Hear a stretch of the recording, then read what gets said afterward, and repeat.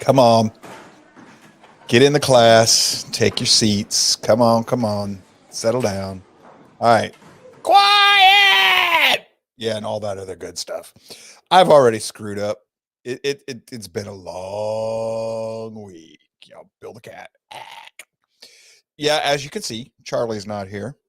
And I didn't surprise our AI and tell her she had to be Charlie. And I'm not even going to pretend to be the original OC today. It's Friday. It's been a rough week here on this end. We haven't told y'all all about it, but we've had a lot going on here in our world, Charlie and Natasha and I. We're going to get going here. We're going to talk about our fourth president, President Madison. But before we get to that today, a little bit of housekeeping. If you're a praying person, just do me a favor and keep Charlie and Gummy Bear in your prayers today. I'm not going to tell you why, but keep them in your prayers. Lift Charlie and his wife up. And then Charlie, I know you're going to listen at some point in time. Brother, I have gotten very used to having you around here. I don't even know how to start this show properly without you anymore. So I miss you. You're loved, brother. Folks, sometimes we forget to pay attention to just how much people mean to us in our daily lives and how important they are to us and how much we rely on them. Today's one of those days where I was reminded.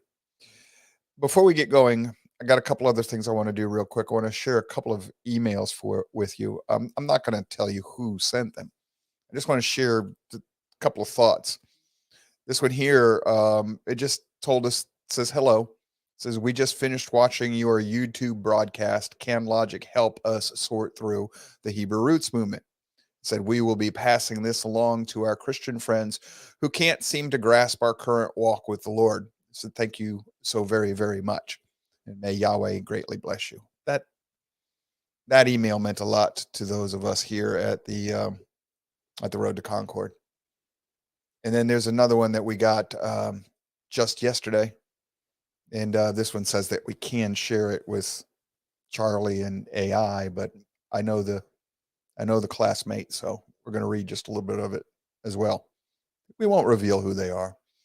It says, I have ears to hear, and you helped open them further today. It says, today's class led me to begin reading Paul's letter to the Romans this evening. He said, a piece of an answer to an issue I'm working through in my role with calling a new minister for my congregation leaped off the pages of the front matter to Romans in my study Bible, and more from Romans 1 and 2. So in other words, problem he's been wrestling with opened up for him.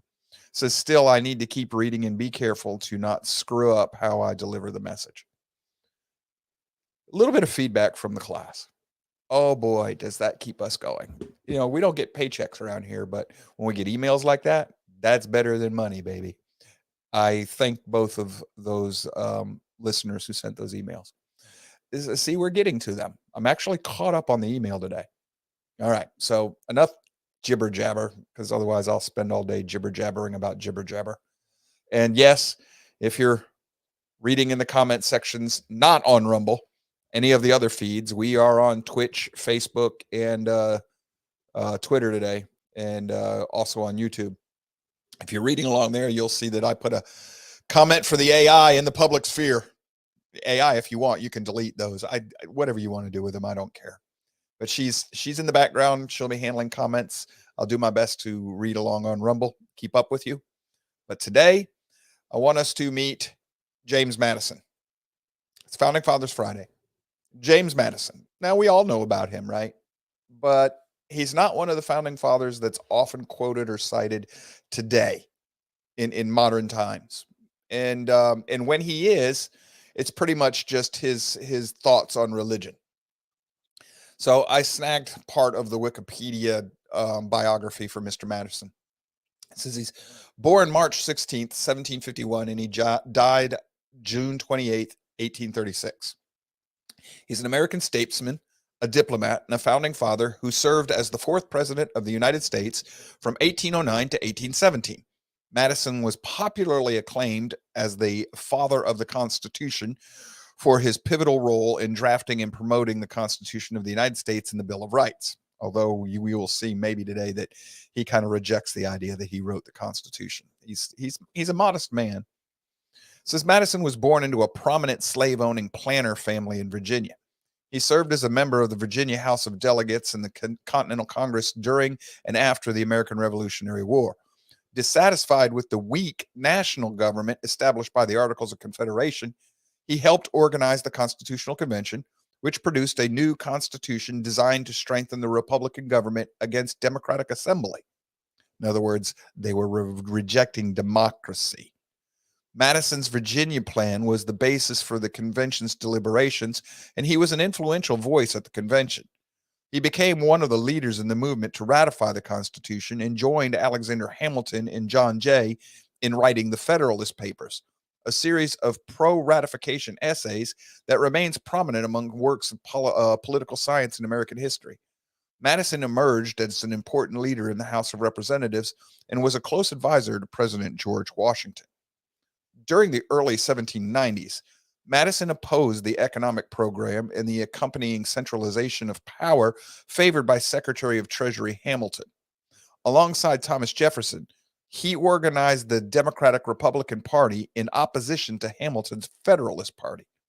After Jefferson was elected president in 1800, Madison served as his Secretary of State from 1801 to 1809, and he supported Jefferson in the case of Marbury versus Madison.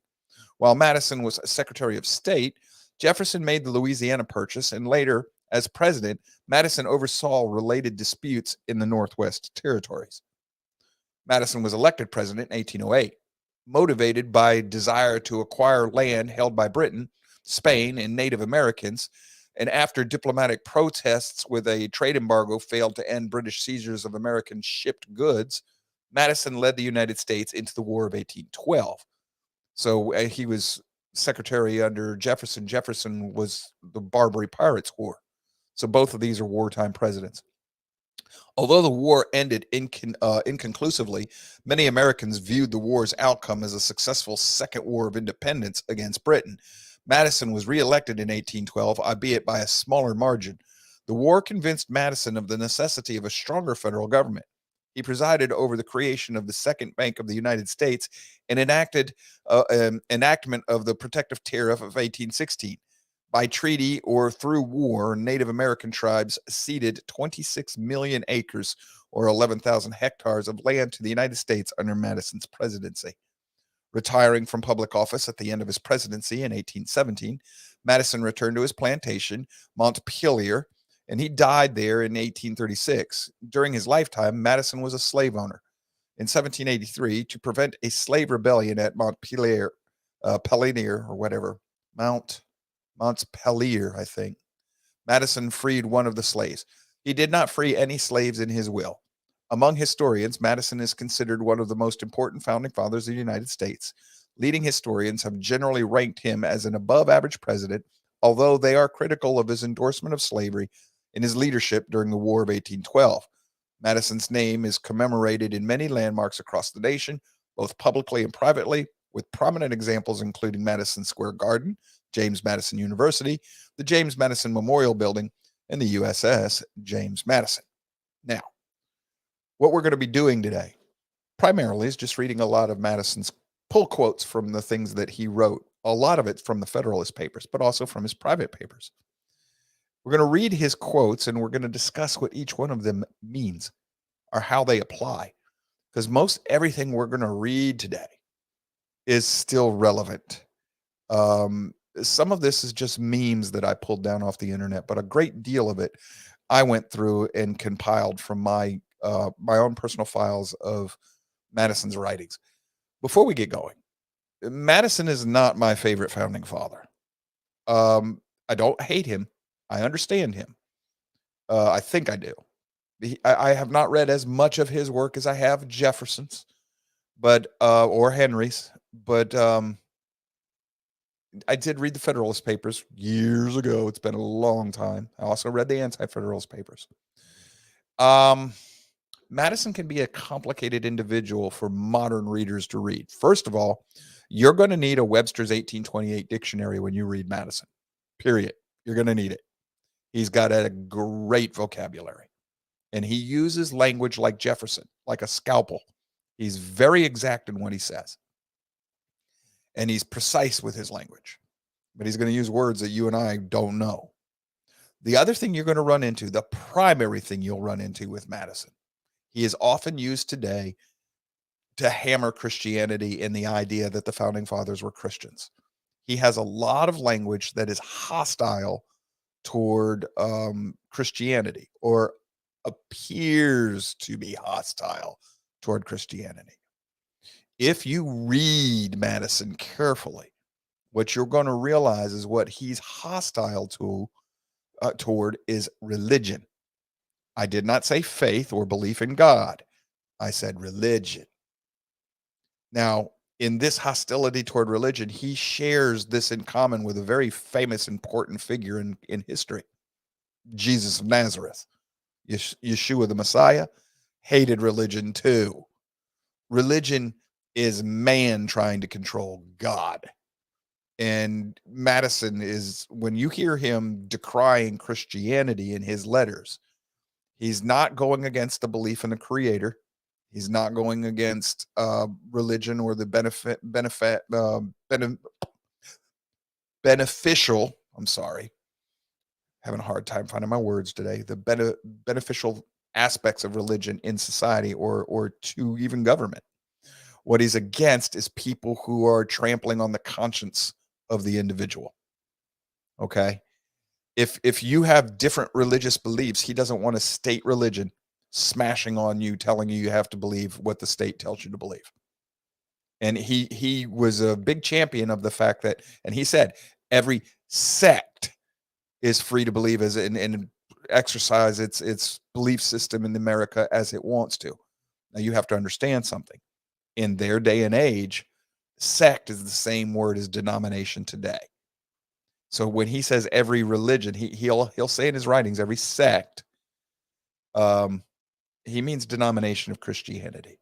He is not equating Islam and what they would call Mohammedanism, or Hinduism, or Buddhism. He's not equating them with Christianity. I've never found anything where he did that. But today we read him and we think, well, religion, we're reading our modern understanding of the language into theirs. Big mistake, folks. I see here, Mr. Holt. Mr. Holt says 100% on that statement. When I used to argue with Joe on Steve Nichols' show, I often quoted Madison's writings. So I take it, Mr. Holt, you've done a little bit more reading with Madison, and you found out it's not quite as cut and dry as people used to, people use Madison. They misquote him. Now, I'm not saying he's a fan. Madison is virulently opposed to organized religions. But he's not against the Bible, and he is not against the belief in the Creator, and he's not against you having your own relationship with the Creator. That's the key right there. He wants everybody else to stay out of it. So let's take a look at some of the things Mr. Madison has said, and we'll discuss a few of them as we go along. These memes I don't have cited. That I just borrowed these memes from other people. But the ones, the quotes that I've put together for you today, I have cited. So when we get to those, they're fully annotated. This says, knowledge will forever govern ignorance, and a people who mean to be their own governors must arm themselves with the power which knowledge gives. So what is he telling us? If you want to be a free and self-governing people, you're going to have to take the time to learn properly, learn how to think, right reason. So he's telling us one of the founding principles of our country is an enlightened people. Now that makes sense. He's coming out of the Enlightenment, the age of reason, Thomas Paine and everything. He's in that era of history. And if you read Mr. Madison's writings, he is very bright. The man's probably a genius. He's on par with Jefferson, although he puts Jefferson above himself. But that's because from everything I've read, Mr. Madison is a very humble man. He's also, from what I believe I remember, I didn't look this up for this class. If I'm remembering correctly, he's a diminutive man. He's smaller in stature, and he was a frail child. And if I'm remembering correctly, he was often prone to being sickly. But he was through what we would consider graduate, college. He had a 4-year college degree before he was 18. He finished up primary school and went on to college and university. I mean, the man was highly educated quickly. So, good thinker. And that's going to show in his writings. He tends to value logic and reason. Here's another one of his comments here. He says, and this is about democracy. He says, a pure democracy, by which I mean a society consists of a small number of citizens who assembled and administered the government in person, can admit of no cure for the mischiefs of faction. A common passion or interest will, in almost every case, be felt by a majority of the whole. A communication and a concert result from the form of government itself, and there is nothing to check the inducement to sacrifice the weaker party or an obnoxious individual. Hence it is that such democracies have ever been spectacles of turbulence and contention, have ever been found incompatible with personal security or the rights of property, and have in general been as short in their lives as they have been violent in their deaths. See, I told you the man knows how to use his language. What's he talking about? What he's saying to us today is democracies suck. Because what's going to happen is if we have 100 people, as soon as I have 51 that decide the 49 need to be enslaved, they're going to be slaves. And they have no protection in their person or property or any of their freedoms. Or if we've got one person, if we have a John the Baptist standing up saying, it's illegal for you to be doing that, the majority will say, off with his head. And this is what happens in democracies, is factions. And what you'll fall down into is some form of tyranny. So this is what he is vehemently opposed to democracy. Mr. Madison is one of the staunchest critics of the idea of democracy, our democracy. And if you read him for any length of time, you're going to find out he is no friend of the modern day Democratic Party. Real quick here. Whoop, I can't get that to work. There we go. Sorry. I see. The AI was trying to help me out. My bad, AI. Holt answered me. He says, I don't have to read very long before I found quotes that were inconvenient for arguing my position. Yeah. But that doesn't mean, Mr. Holt, you can see, if you've read Madison any length of time, you see that he's hostile toward structured religion, especially the Catholic Church. And I would concur with him. So back to Mr. Madison again. Another meme. It says the purpose of the Constitution is to restrict the majority's ability to harm a minority. Now, what is he talking about there? Well, to harm the wealthy. What? Yes. Well, you got to remember, Mr. Madison comes from a wealthy family. He's an aristocrat, but he's very well reasoned and argued. So why he defends people of wealth, he will also defend people of lesser stature. He did have problems with slavery. Got it. I got it. Whether or not he's a hypocrite is not the point. The truth of his words are what we're focusing on. So what he's telling us here is, if you're of a minority opinion, you shouldn't be silenced. So if you're a conspiracy theorist, the government has no business silencing you. Well, you're hurting everybody with your misinformation. No, I have the right to express my opinions, even if I'm wrong. Madison will be a staunch defender of this. So it's religious. If I want to be a Muslim, he's going to support my right to be a Muslim. He's going to disagree with me, but he's going to defend that so long as I don't trample on the rights of others in the process. So what he's telling us is our Constitution is not a democracy and was written and constructed such that democracy will never reign in the United States of America. This is Van Helsing putting the stake through the heart of Woodrow freaking Wilson's elected despotism. At least this is what the founding fathers, he's the chief architect of the Federalist Papers. That's the primary source of how we should understand the Constitution. Okay. So he's telling us no democracy. So when you hear people, oh, democracy, think anti-Americans as we were founded.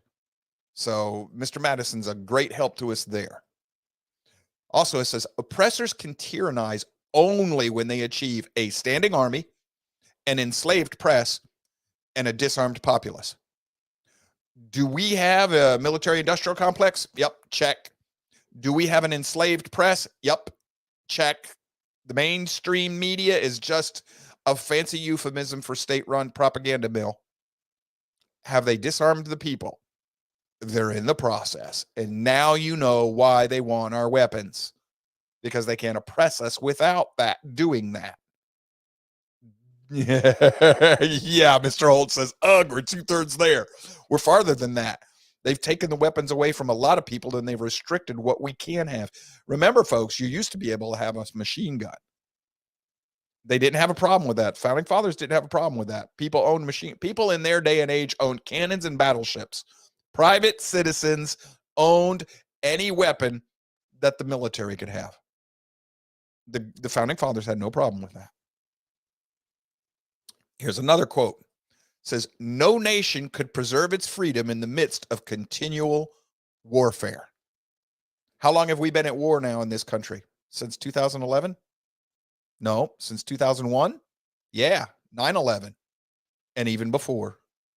We've been at war every generation since World War II, when the industrial military complex. Oh, wait a minute. That was set up before that.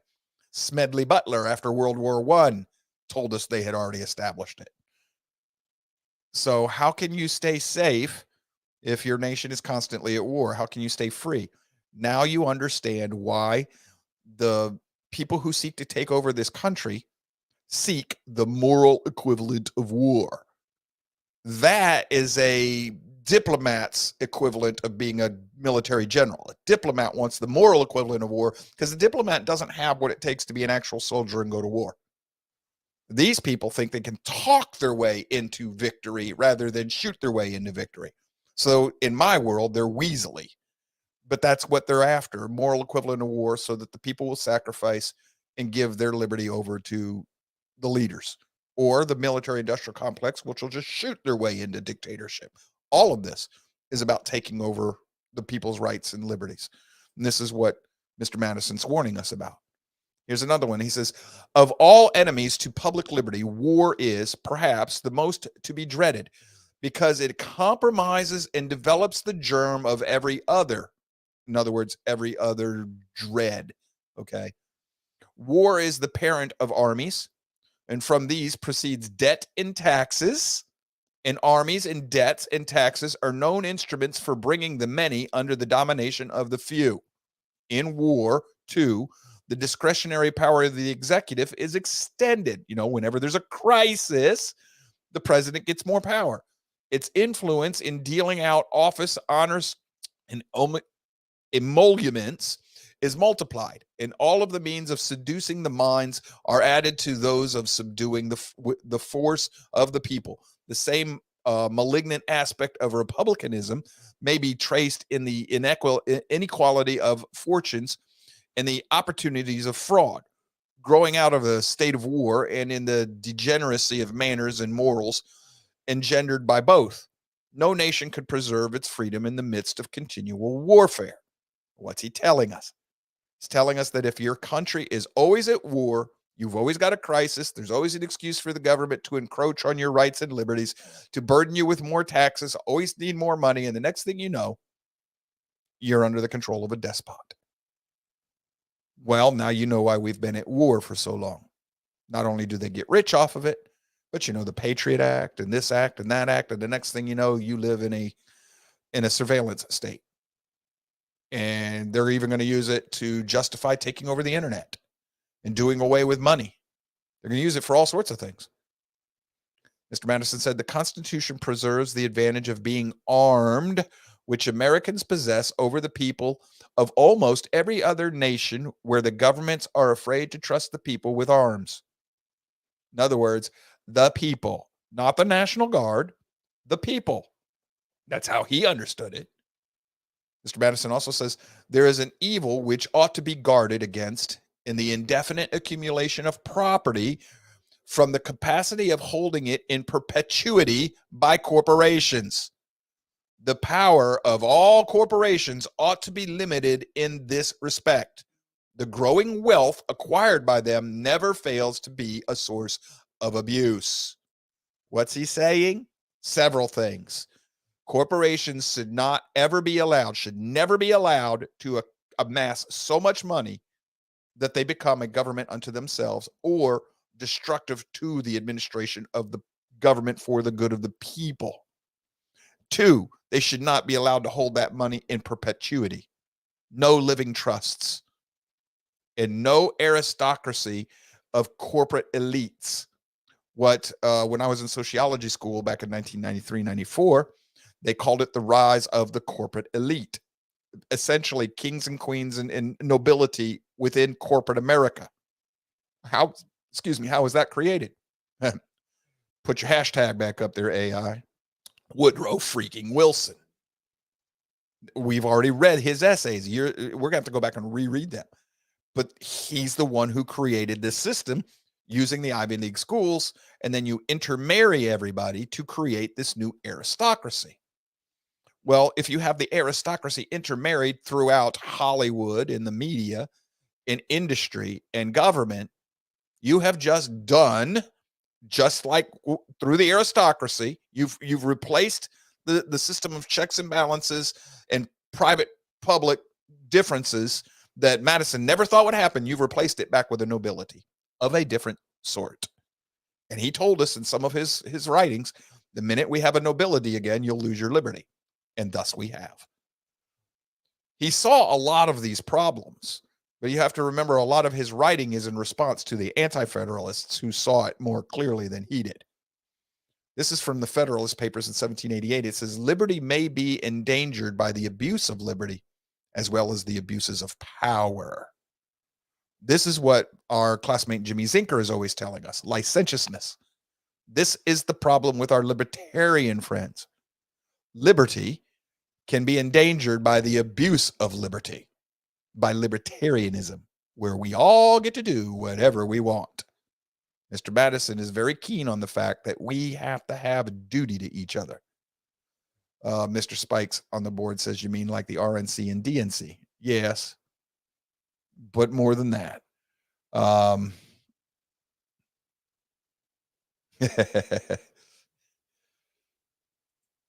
Mr. Holt says, I have a hard time balancing my ideals of personal freedom with the government limiting personal wealth. See, now here's where, if we do a careful reading of the Founding Fathers, notice what Madison's against: corporations. If you're a single individual and you can somehow manage as an individual, not as an owner of a corporation, but as a private, a sole proprietor, if you can amass a fortune of $1 trillion, so long as you don't use it against the people, I don't think the Founding Fathers would have a problem with that. But so far as I'm concerned, I've known in history, nobody's ever been able to amass huge amounts of wealth like that without the structure of a corporation. And don't forget, a king is technically the CEO of a corporation. So yeah, that I understand, Mr. Holt. I got it. I'm with you on that. But that's an argument we need to have one day specifically. Mr. Madison also says, before any man can be considered as a member of civil society, he must be considered as a subject of the governor of the universe. See, this is one of those things that Mr. Holt said, you don't have to read very far before you run into some trouble.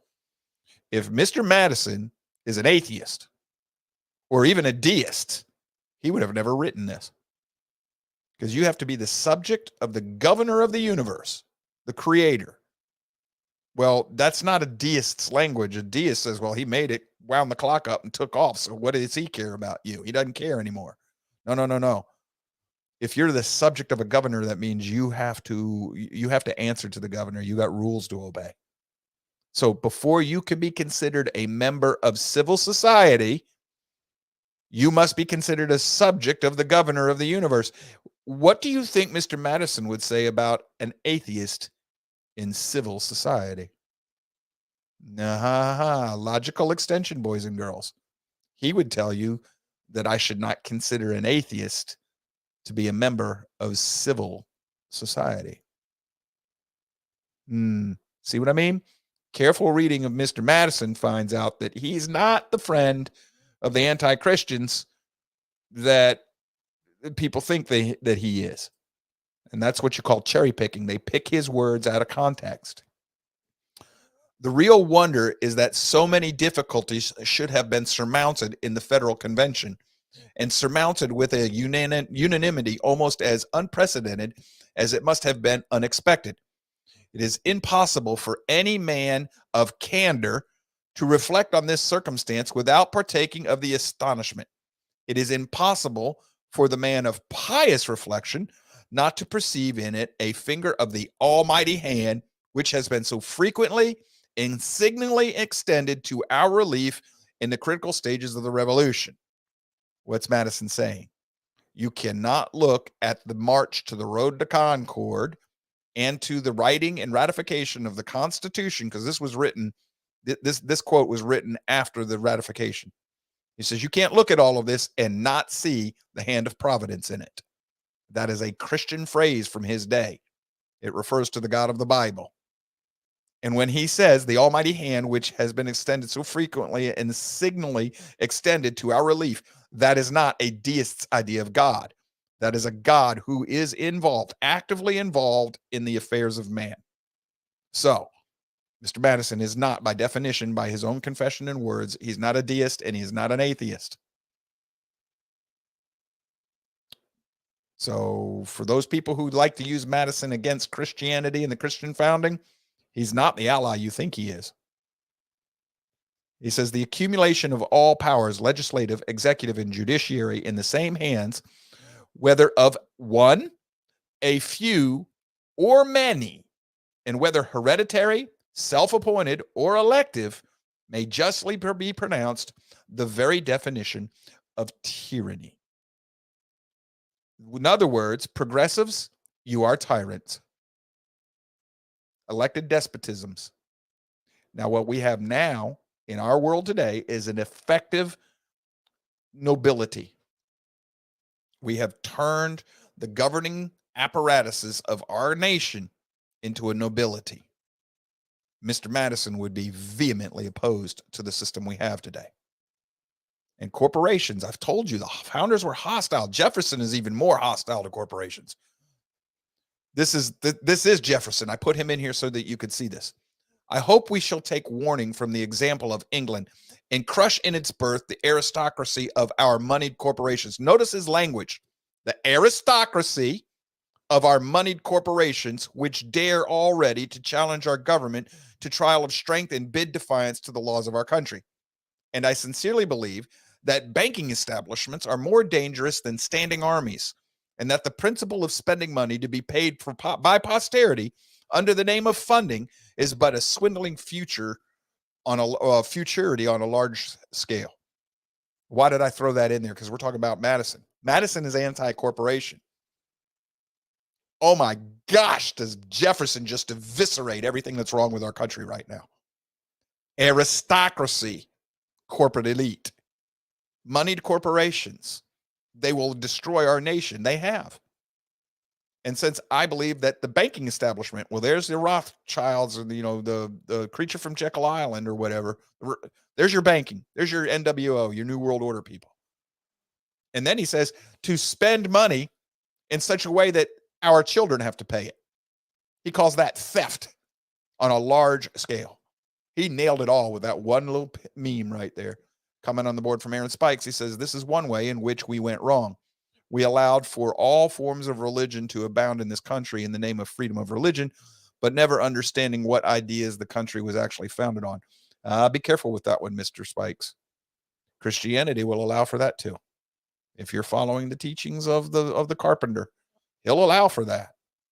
It's just that we didn't teach our children why we believe in the scriptures and how to be good disciples of the carpenter. That's where we go wrong. All right. This is where we're going to start with the quotes that I pulled for you. I'm not going to make memes of these. I'm just going to throw these up. And I did try to make them all nice and pretty with parchment looking background. It says, happily for America, happily, we trust for the whole human race. They pursued a new and more noble course. They accomplished a revolution which has no parallel in the annals of human history or human society. He's talking about the founding fathers. And he says, happily for America, and happily he hopes for the whole of humanity. The founding fathers accomplished a revolution unlike any other in human history. This is Federalist number 14, which was published November 20th, 1787. This is what it means to call America an exceptional nation. We're not better per se, and we're better than you, and my dog's better than your dog, whatever. None of that crap. What he's saying is you're the exception to history. Go look up the meaning of the word exceptional. Exception to history. No other nation has ever done what we've done.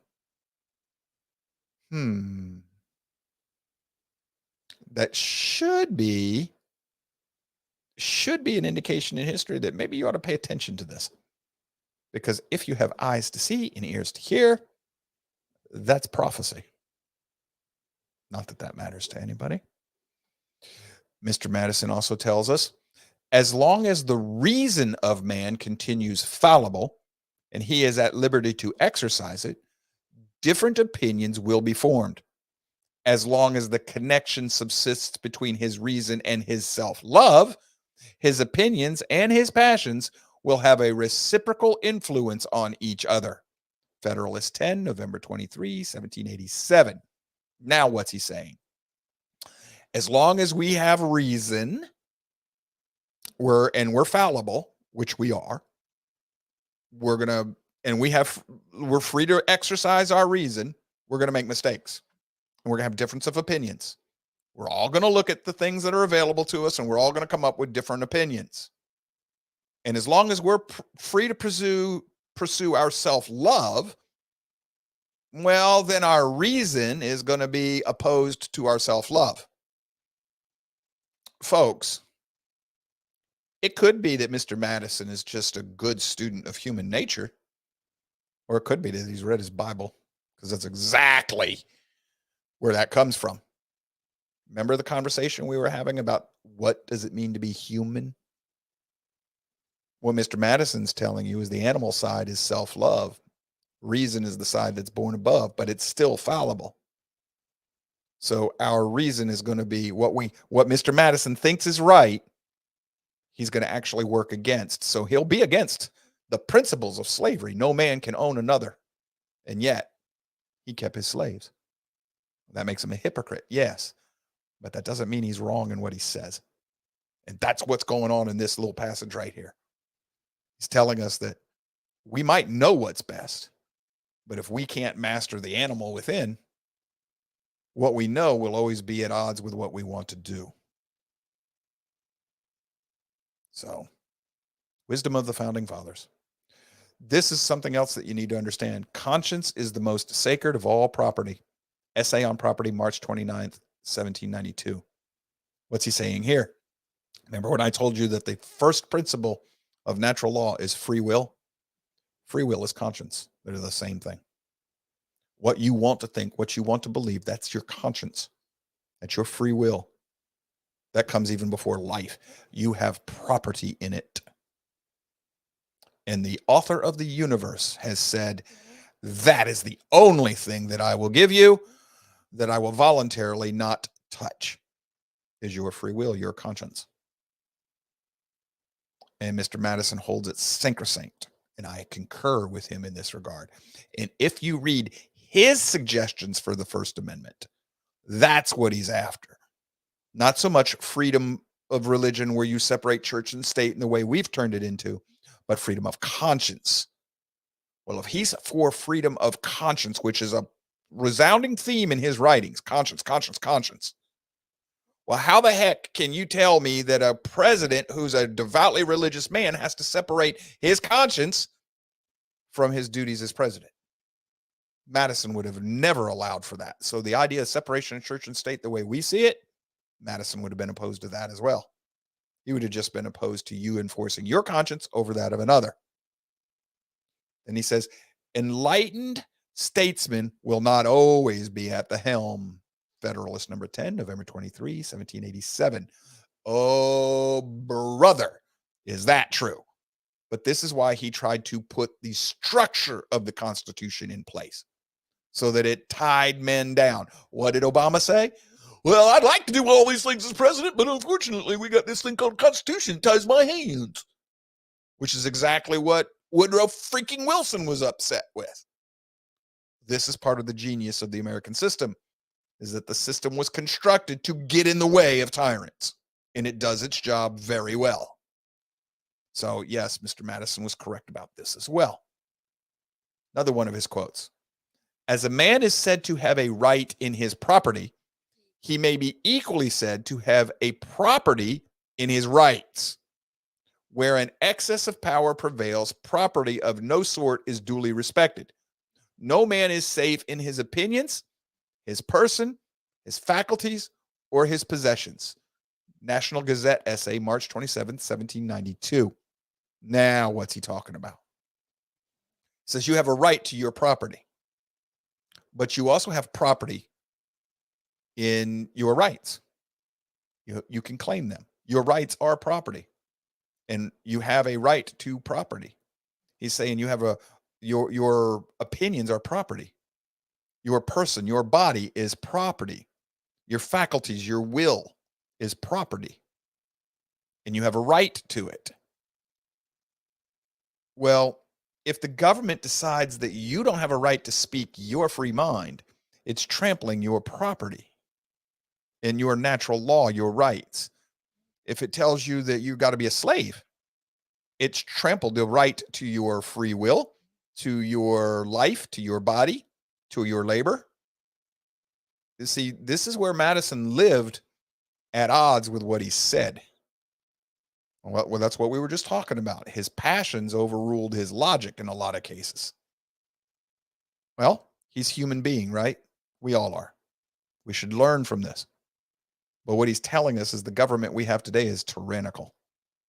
Because you have to protect the rich man's property as equally as you do the poor.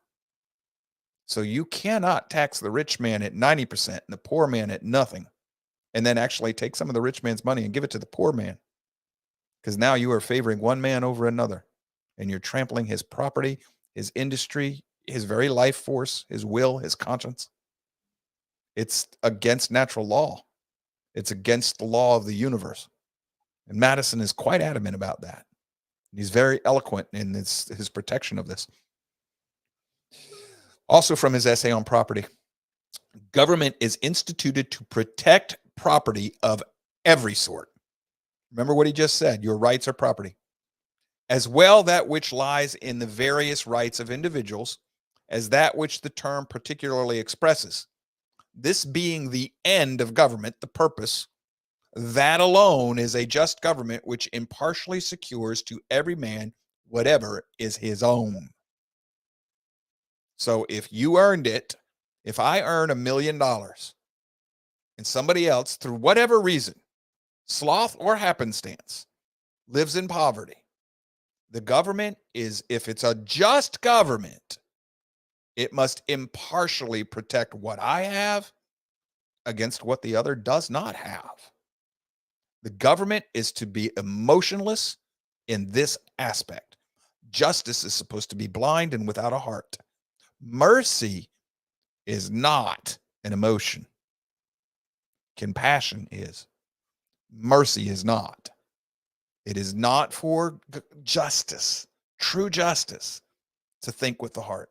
That is self-interest. And Jefferson told us, not Jefferson, Madison has already told us that the mind, the reason, is prone to error, especially when it comes in conflict with self-interest. Coming on the board for Mr. Holt, where his very arguments and opinions used as arguments for ending slavery later in nation's history. Yes, it's primarily with Jefferson, because a lot of, got to remember, Madison and Jefferson are best buddies, man. Those two are tight.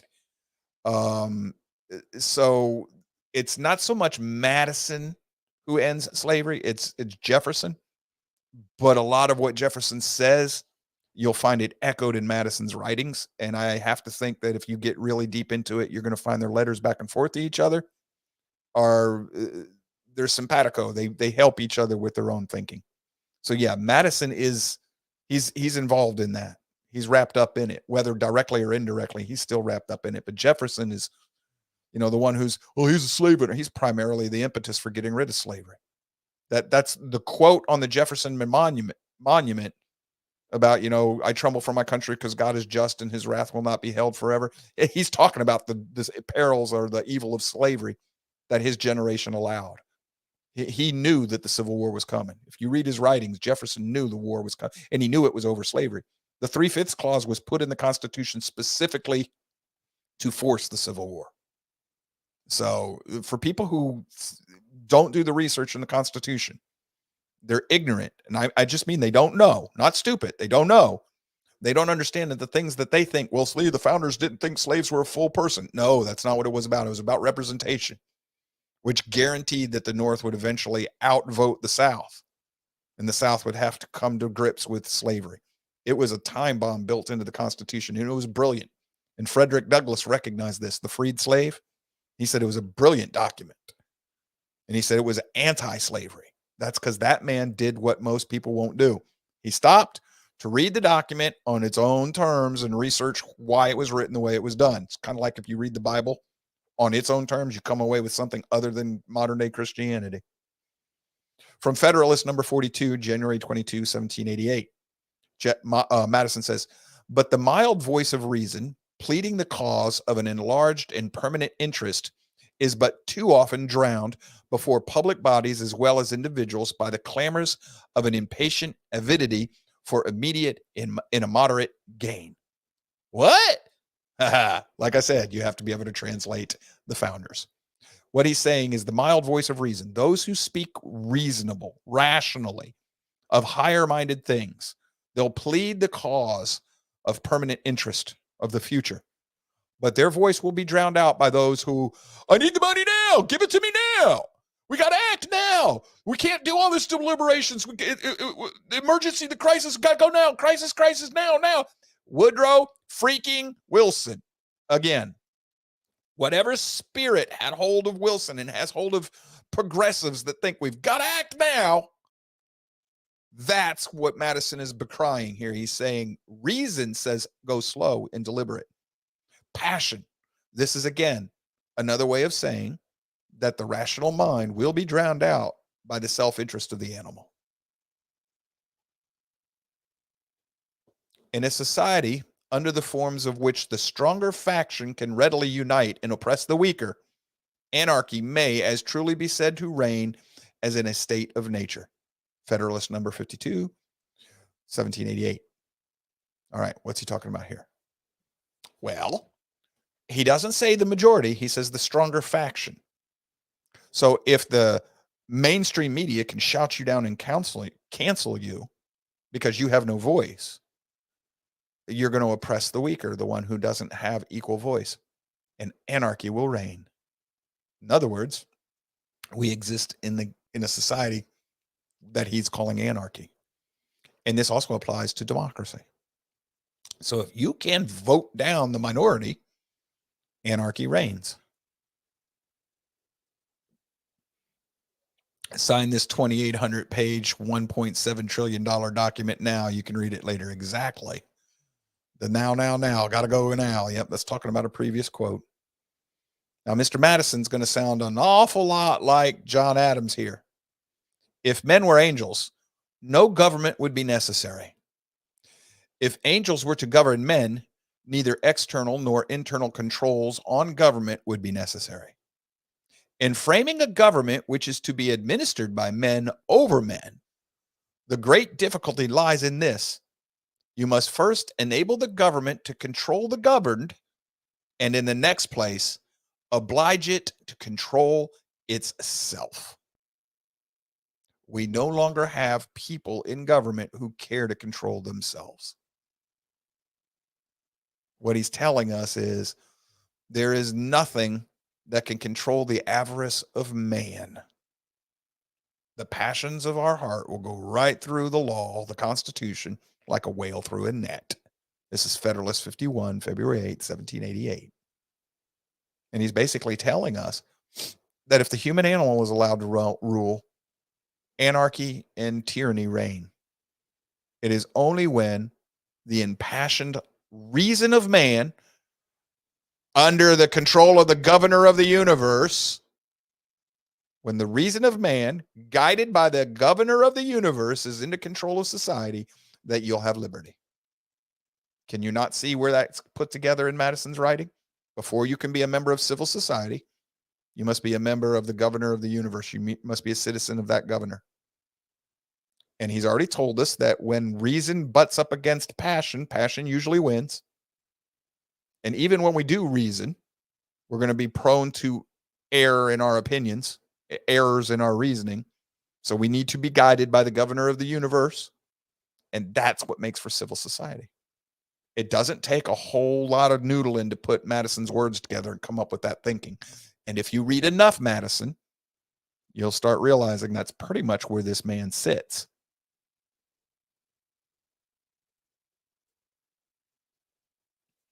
Coming up on the break soon. A just security to property is not afforded by that government under which unequal taxes oppress one species of property and reward another species. Essay on property. Now, what's he talking about here? Say, well, I'm going to tax income, but not wealth. Oh, do you see the difference? Income is your labor. Wealth is the money you amass through your labor. If I tax wealth, well, that can get in the way of accumulating more wealth. But if I tax labor, that gets in the way of you being able to live. So why do they tax labor instead of wealth? Because we're not a just system anymore. Period. Madison had that figured out. Don't forget, he comes from a wealthy family. He says, no political truth is certainly of greater intrinsic value or is stamped with the authority of more enlightened patrons of liberty than that on which the objection is founded. The accumulation of all powers, legislative, executive, and the judiciary, in the same hands, whether one, few, or many, or we've read this one already. I'm sorry. We've read that one. That was Federalist. I've had that in the meme. So did Federalist 48, 1788. Next quote here. It will be of little avail to the people that the laws are made by men of their own choice, if the laws be so voluminous that they cannot be read, or so incoherent that they cannot be understood, if they be repealed or revised before they are promulgated, or undergo such incessant changes that no man who knows what the law is today can guess what it'll be tomorrow. Law is defined to be a rule of action, but how can that be a rule which is little known and less fixed? OMG, did you hear what he just said? Mr. Holt, you were ahead of the classroom. Sign this 2,800-page bill. Then we can find out what it says. Well, what? Mr. Madison is telling us that if you have a country, if you have a government that publishes the bills, it does no good if those bills, there's so many of them. Remember the tax code now is how tall? Says that's no good. That's a form of tyranny is what he's telling us. Or if when I read it, you can't make sense out of it. Lawyer speak. If you've read the Constitution, it's not written in lawyer speak. If you read the Declaration of Independence, it's not written in lawyer speak. It's written in plain English for the common man and woman to read it. All our bills ought to be written that way. Everything. It's supposed to be. It's supposed to be easy to read and understand. It's supposed to be such that it doesn't constantly undergo changes. Since we've started the bureaucracy, thank you to Woodrow freaking Wilson. There you go again, AI. We're going to flood the world with that one. Thanks to him and what he and his people started, the bureaucracies are changing the laws faster than anybody can keep up with them, which means the government doesn't even know what the law is anymore. And what's that lead to? It leads to a position where we're at today, a situation where we're at today, that any one of us is guilty of. I think the man once did a book on this. We're guilty of violating 3 felonies every day, at least 3. Each and every one of us on a daily basis, we violate at least 3 felonies, whether we want to or not. We don't have a choice. And in his book, some of the laws are written such that if you don't break one, you break the other. But if you decide not to break that one, you break the other one. It's catch-22. And it's almost as though this stuff has, not by the plan of actual human beings, but by some other force, has led human beings to write the laws in such a way that we're all screwed no matter what we do. It's chaos and it's anarchy. It's a tyranny of itself. We have devolved into the government that Madison was telling us we must never allow. This is in the Federalist Papers. This is how the federal government's supposed to operate. And what he's writing about is not this way. Clear, small bills. You know that the law that was signed by Eisenhower to construct the interstate highway system, anybody got any idea how many pages it was? The bill to construct the interstate highway system, you know, I-10, I-75, whatever. Does anybody have any idea how many pages it was? If memory serves, it was 26 pages long. 26. How long do you think that bill would be today? And do you think it would deal just with construction the interstate highway service? Or do you think we'd have something in there about, oh, I don't know, I got to study the mating habits of the African elephant toenail parasite mite fungus or something or other? You know, $100,000 for that. We have perverted the system of government our founding fathers gave us to the point where it no longer is recognizable. And all we have to do is read Madison, primary author of the Federalist Papers. We're going to go to break, 6-minute break. We'll take care of the break. And then when we come back, I want to read some more of Madison's words for you. And I've got some of the better ones saved for last. These are hard hitting. These are ugly to modern day politicians, Republicans and Democrats alike. So y'all do what you got to do, but make sure you get back in your seats. Don't dismiss this stuff. You know, Joe, you're just reading quotes. I could look those up for myself. Yeah, but you don't. Let's get back to this. Let's not let this go, because you're not going to find Madison's words.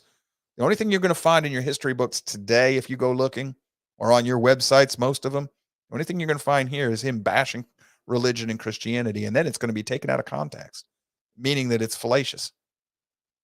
Let's meet Mr. Madison, and let's continue meeting him. We'll see you in 6 minutes.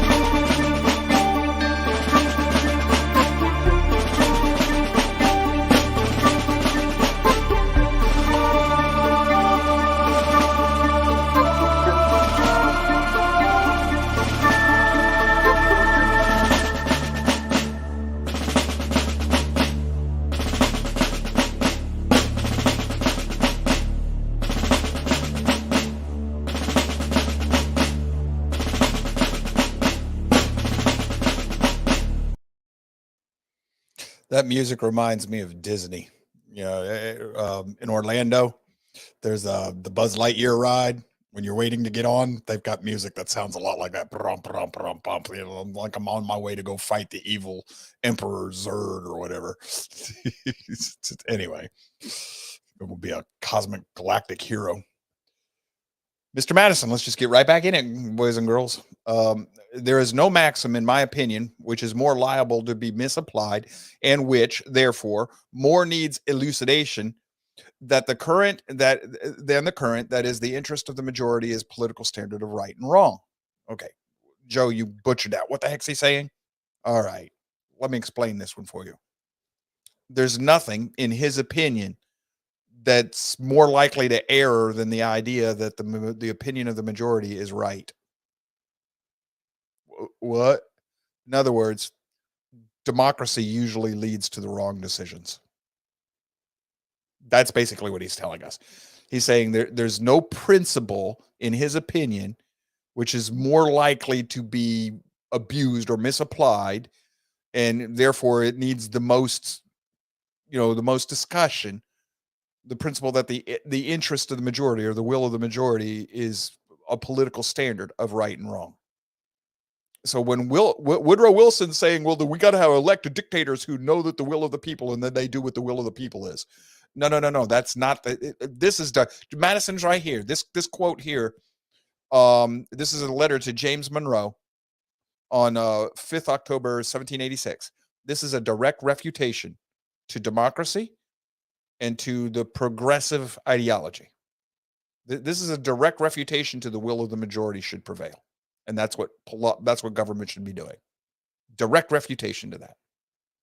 So strong words, but written in a way that most of us today wouldn't be able to read. It says democracies have ever been spectacles of turbulence and contention, have ever been found incompatible with personal security or the rights of property, and have in general been short in their lives as they've been violent in their deaths. He's telling us here that democracies will trample the rights of the individual.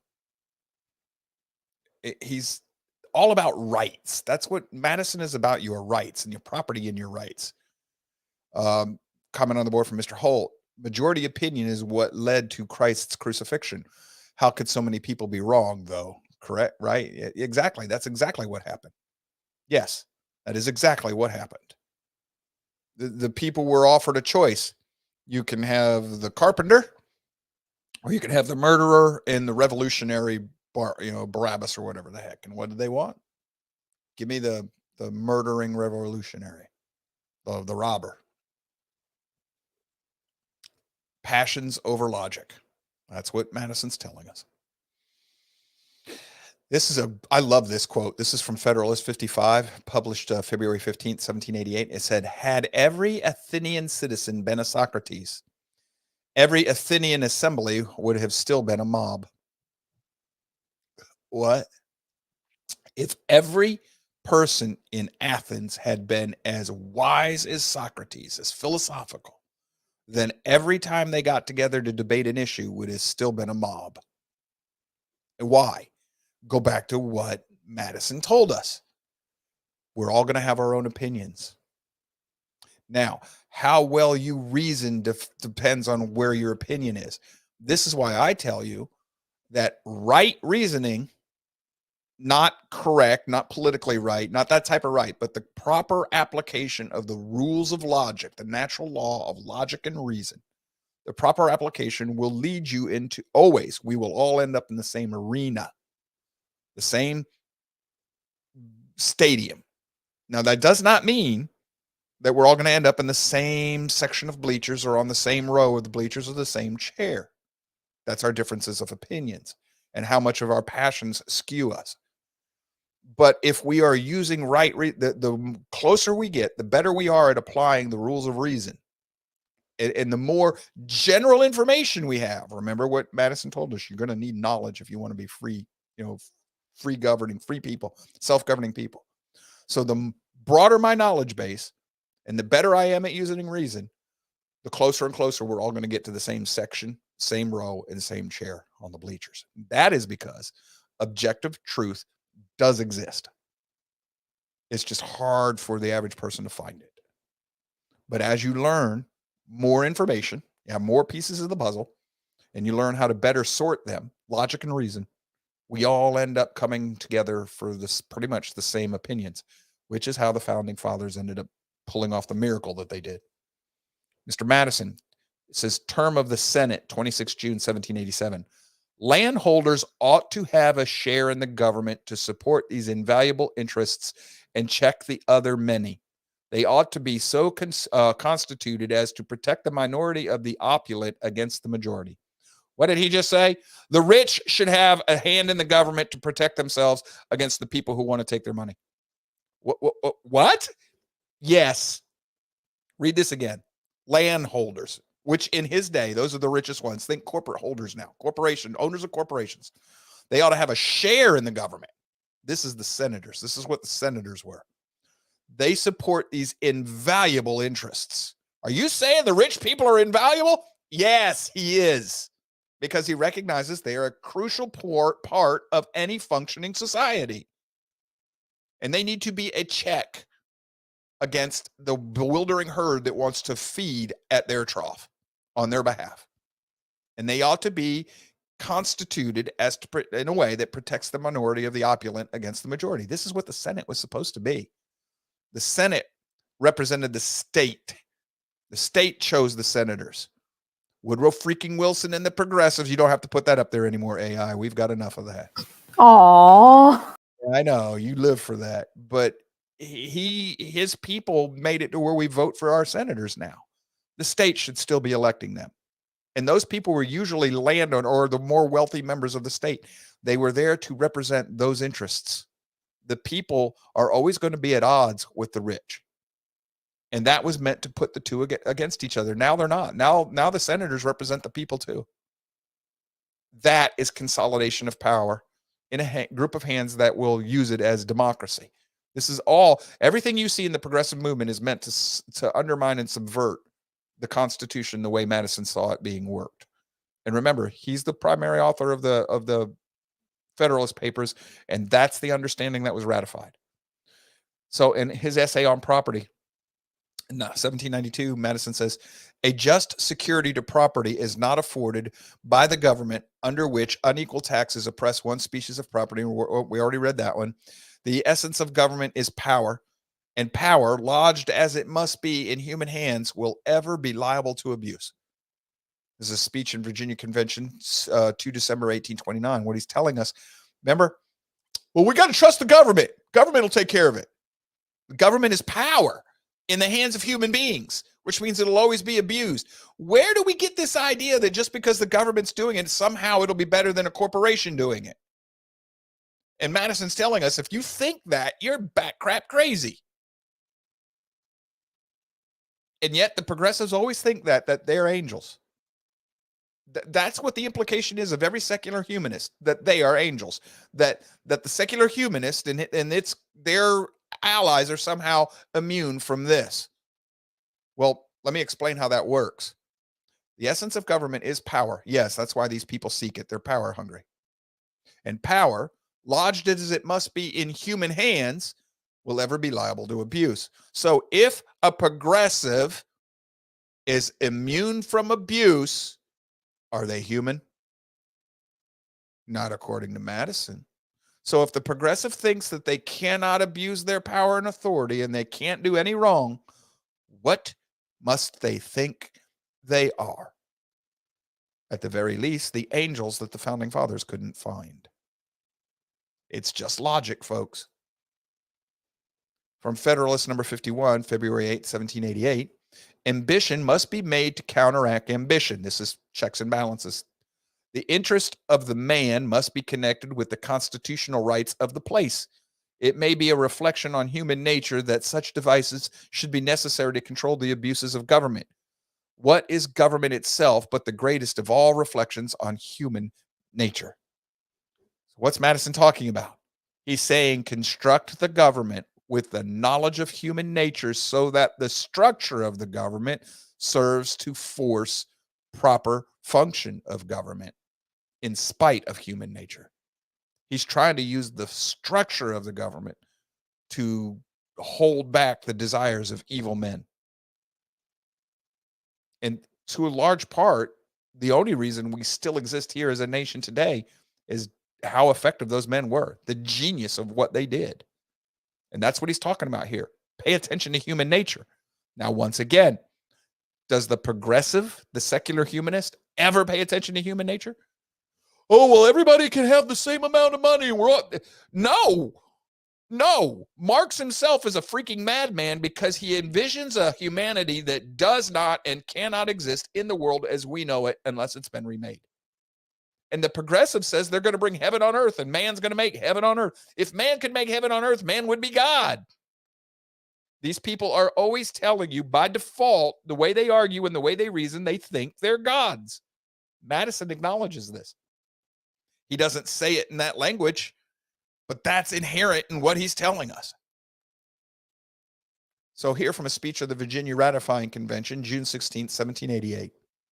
Since the general civilization of mankind, I believe there are more instances of the abridgment of freedoms on the people by gradual and silent encroachment of those in power than by violent and sudden usurpations. In other words, I believe that tyranny comes more by progressivism than by revolution, which is the primary difference between the fascist and the communist. What, Joe? The primary difference between the fascist and the communist is that the fascist goes slower and the communist wants to do it all at once. Other than that, there ain't a whole lot of difference. They always end up at the same place. Madison is saying that before those words even existed, before they were coined.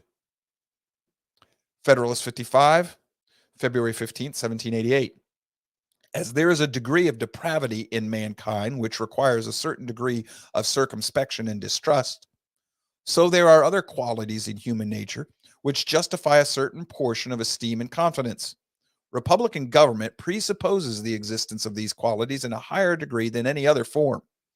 Were the pictures which have been drawn by the political jealousy of some amongst us faithful likenesses of the human character, the inference would be that there is no sufficient virtue among men for self-government, and that nothing less than the chains of despotism can restrain them from destroying and devouring one another. Okay, what is he saying? What he's saying is man is depraved, but he's saying that there are also some good things in mankind. That's the animal and the spark of the divine. The born from above, born again versus the human animal man. Now he's saying Republican government assumes both exist. That's the quote we were just reading about right here. Okay. Man is part animal, part beast. You know, you got to construct the government in a way that deals with the reality of human nature. Now he says, we're humanity the way that some amongst us, jealous amongst us, paint mankind. He's talking about the anti-federalists here. If you're not reading both the Federalists and the Anti-Federalists side by side, you won't understand this. But he's replying to Gouverneur Morris and Patrick Henry here, who thought man was totally depraved. They're Calvinistic in their thinking. And he says, if it were true, then it would require total despotism to keep man in check. You'd have to have a tyranny to keep man in check. Well, folks, that's exactly what the Bible says in Romans 13. Book of Romans chapter 13. That's what it says.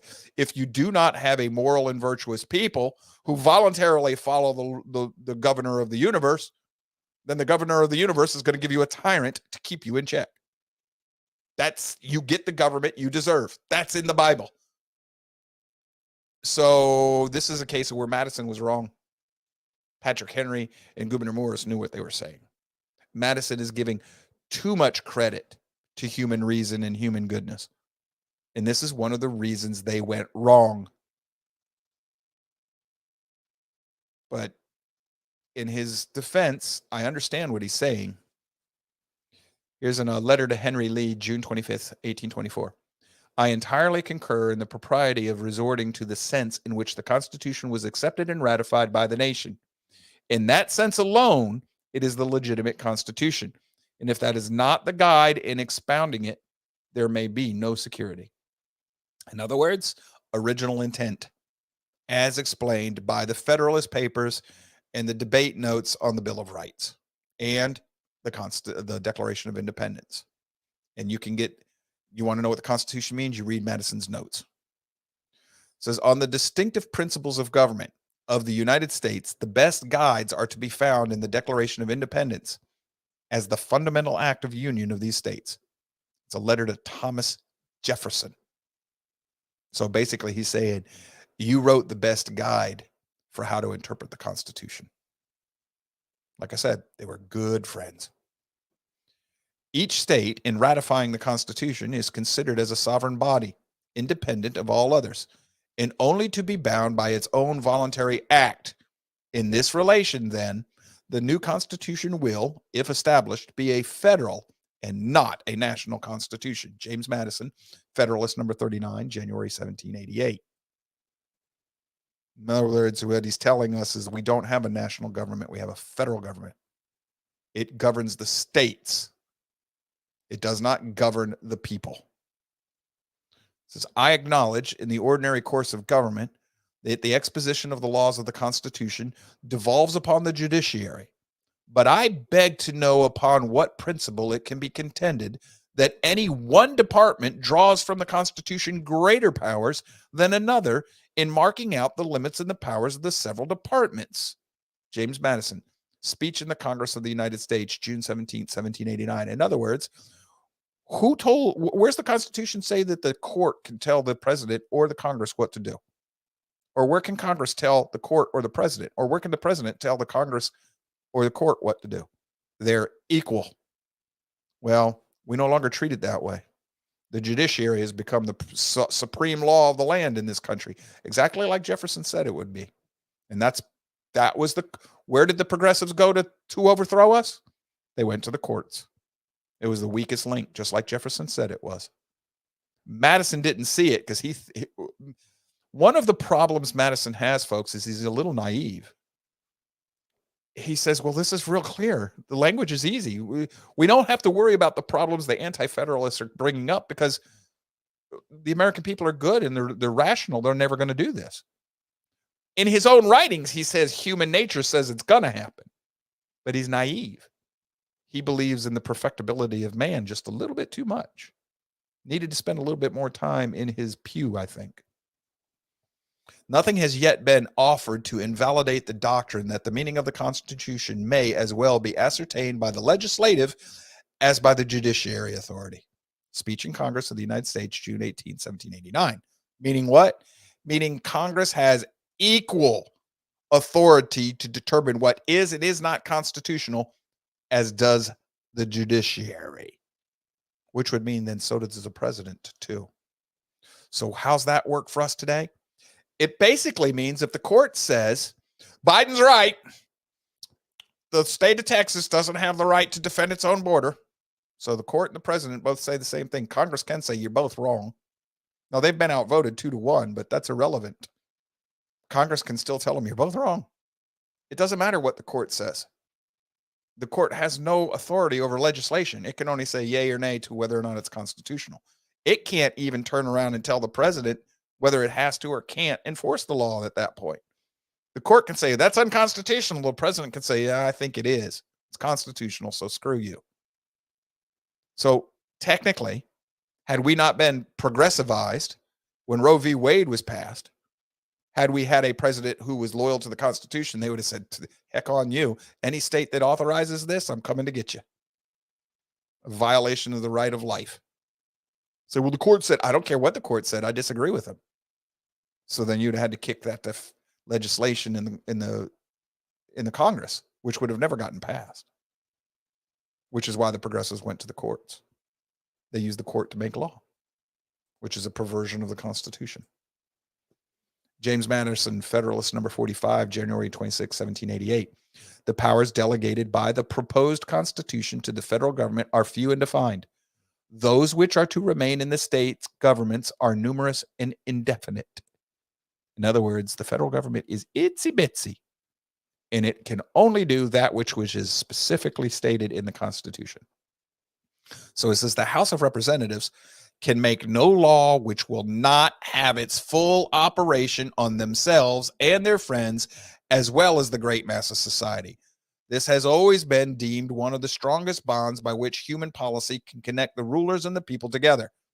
It creates between them that communion of interest and sympathy of sentiment of which few governments have furnished examples, but without which every government degenerates into tyranny. Federalist 57, February 19th, 1788. What is he saying? He's saying Congress can never exempt themselves from the laws they pass, and yet they do that as a matter of habit today. They exempt themselves and their friends. They have a law for thee and a law for them. You understand now why I say Mr. Madison was a little on the naive side? He never thought that this would be allowed by the people or the Senate or the states. And yet it is a matter of course in Washington, D.C. now. They do. If you go look, you will find certain bills, they specifically exempt themselves. That's unconstitutional. Not my opinion, Mr. Madison's. He only argued for the Constitution the way it's supposed to be understood. But thankfully, we interpret the Constitution today the progressive way, which means, like Mr. Holt was pointing out on the board earlier, language can mean whatever the heck we want it to from day to day. It says if Congress can do whatever in the discretion it can be done by money, and will promote the general welfare, the government is no longer a limited one, possessing enumerated powers, but an indefinite one, subject to particular exceptions. James Madison, letter to Edmund Pendleton, January 21, 1792. In other words, the government we have today is not constitutional because it does whatever the heck it wants to do. Madison was again naive. He thought it was very clear. Look, man, it can only touch these things. It can't touch everything else. You people don't have to worry. Again, anti-federalists proved correct. He's not wrong. If we had people who were rational, he's not wrong. The Constitution does not allow things that are happening today. But he was too generous in the good of man. He saw too much good in man, even though he wrote to the contrary. He didn't practice what he preached. Was it to be the consequence in the case that Congress shall misconstrue this part? He's talking about the necessary and proper clause. This part of the Constitution, and exercise power not warranted by its true meaning. I answer the same as if they should misconstrue or enlarge any other power vested in them. The success of the usurpation will depend on the executive and the judiciary departments, which are to expound and give effect to the legislative acts. And in large resort, a remedy must be obtained from the people, who can by elections of more faithful representatives annul the acts of the usurpers. Federalist 44, January 25th, 1788. But what he's saying is if Congress goes overboard, the president and the judges will put them in place, and then eventually, if that doesn't work, the people will by their vote. He is assuming that they have found angels to run this country. It's not going to work that way. And this is how Wilson was attacking. He got around the structure by nationalizing the people in government so that they all thought of one mind. Mr. Keeley on the board says the law against employee polygraph testing is a prime example of where governments exempt themselves from what they impose upon employers. Yep. It's going back to a previous quote. So what the progressives have done here is through a couple of generations of education, they've put an elite group of Americans together, American citizens, that they go into Hollywood and into industry and into government that have the like mindset. So it doesn't matter if you're in the executive, the legislative, or the judiciary, you have a like mindset. So you will not put any one of them in check because you agree with what they're doing. And the people then are not allowed to vote somebody new in because they control who you vote for through the two-party system. Nobody, not even Trump, gets to run for the Republican Party's presidential candidate unless the Republican Party approves it. It is, after all, a corporation. And if you're running as their candidate, they did approve you. They can get rid of you if they want. It's legal. It might destroy the party, but they can do it. So you don't get to run unless they want you to, which is why a great many people never make it even into the primaries. James Madison to a letter to James Robertson Jr. on 20 April 1831. He says, with respect to the words general welfare, I have always regarded them as qualified by the detail of powers connected with them. To take them in a literal and unlimited sense would be a metamorphosis of the Constitution into a charter where there is a host of proofs was not contemplated by the creators. Mr. Madison, you're being naive again. What he's saying is, if you read the Constitution the way the progressives do, there's no checks and balances on you at all. Well, congratulations. That's why progressives read the language that way. Mr. Madison never envisioned a day where we would bastardize and destroy the English language. But here again, the government of the United States is definitive government confined to specified objects. It is not like the state governments whose powers are more general. Charity is not part of the legislative duty of the government. Speech in the House of Representatives, January 10, 1794. Now, he's not talking just about federal, although that's where he's talking. But he says it's not even part of a state government. Shouldn't be. But what he tells you here is the federal government's limited. State governments, not so much. They have a lot more power. It is very certain that the Commerce Clause grew out of the abuse of power by the importing states, states that import, in taxing the non-importing, and was intended as a negative and preventative provision against injustice among the states themselves, rather than as a power to be used for positive purposes of the general government. Letter to Joseph C. Cabell, 13 February 1829. What's he talking about? The Commerce Clause was put in place to keep the states that import from abusing the states that don't. And it has now been turned around and used as a weapon to give government access to anything and everything in your life, including governing commerce that does not happen. What? Yes. The case that allows the government to get its hand into just about everything was done by FDR when a guy didn't make wheat for interstate sale and therefore affected interstate commerce. So the court said that the government can control that which does not exist and has not happened because it didn't exist and didn't happen. Folks, you need to understand something. By that level of thinking, you didn't do what the government wanted you to do. You didn't make enough of these widgets that you could have made. So therefore, I get to come in and tax you and do whatever I want, because otherwise you could have made the widgets which we wanted you to make and you would have sold them. Yeah, that type of insanity. That's where we're at. Mr. Madison never envisioned that. Says if Congress, comment on the board from Mr. Holt, I believe that one reason for believing that the rich deserve by their existence a seat at the legislative table was to guard against a specter of bribery. Yes, that's one. Yes. If Congress can employ money indefinitely to the general welfare and are the sole supreme judges of the general welfare, they may take the care of religion into their own hands. They may appoint teachers in every state, county, and parish and pay them out of the public treasury. They may take into their own hands the education of children, establishing in like manner schools throughout the Union. They may assume the provision of the poor. They may undertake the regulation of all roads other than post roads. In short, everything from the highest object of state legislation down to the most minute object of police would be thrown under the power of Congress. Were the power of Congress to be established in the latitude contended for, it would subvert the very foundations and transmute the nature and the limited government established by the people of America.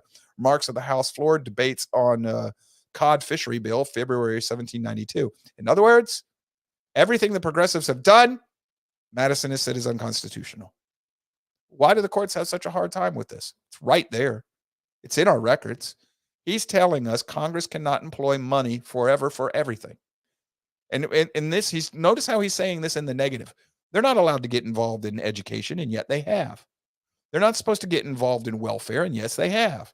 They're not supposed to get involved in making anything other than postal roads, and yet they do. They don't have those authorities under the enumerated powers. Madison's like, this is so simple and easy. It's right there in black and white. He never imagined the progressive mindset. And he should have, because his own writings say it was going to happen. Refusing or not refusing to execute a law to stamp it with the final character makes the Judiciary Department paramount, in fact, to the legislature, which was never intended and can never be proper. Letter to John Brown, October 1788. In other words, a law can't be put into place unless the Supreme Court says so. And then only the way the Supreme Court says it can be done. That makes them the legislature, which is exactly why the progressives went after the court. Comment by Mr. Keeley on the board is charity and teaching are the jobs of the church and the people. Correct, Mr. Keeley.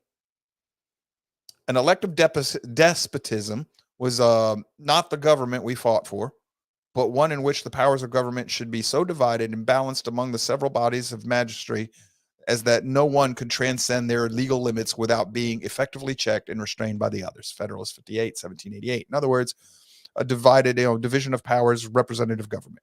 Well, what happened is the progressives just nationalized the people. They made a cult of progressives and took over everything all at once. All power is originally vested in and consequently derived from the people.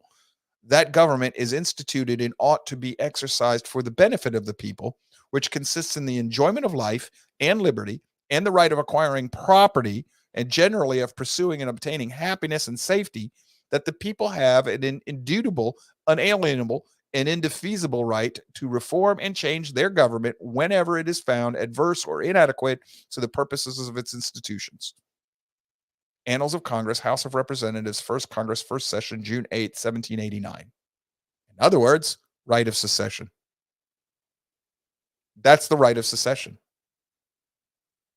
I thought we didn't have that.